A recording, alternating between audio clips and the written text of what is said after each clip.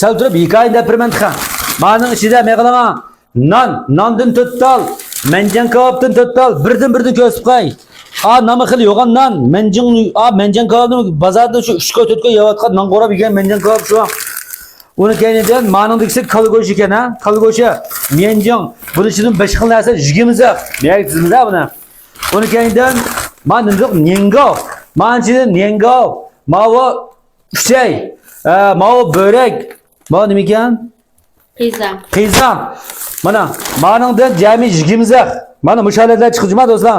Nimaga deb qat'iy ishqilib qolmanglar. Mana mushalatlar chiqdi. Jami kabob 80 zaq, mushinchidan 80 zaqqa to'liq chiqib tugdimi?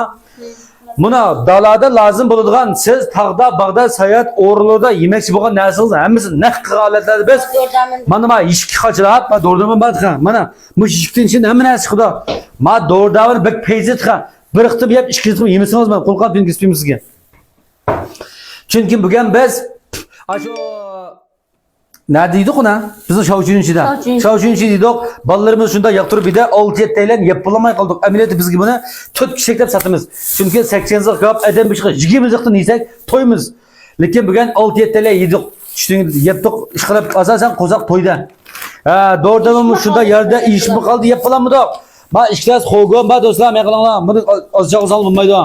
Çalışkan doğru demekten başlap koygan taksizini tartib ko'z qo'shiq hamma narsa chiqdi. Mush narsani hammani biz aqimizdagi ishga qachilab, qasdinglarni qo'linglarga yetkazdik. Bu ikki yo'llar keldi. Mavo bizning mushuni bevos ko'z qilayotgan ikkinchi kun emas.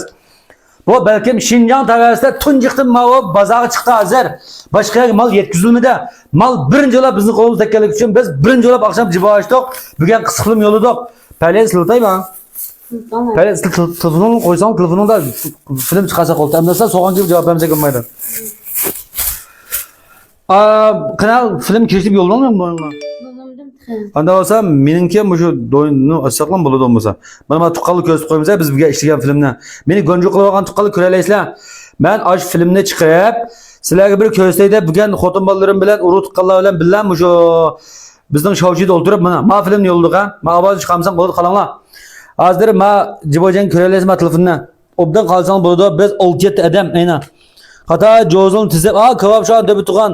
Aynan meni bolalarim shu, ayolim shu degandek Mishada oldi kayna 6-7 adam to'ydik mı 80 zık kababqa.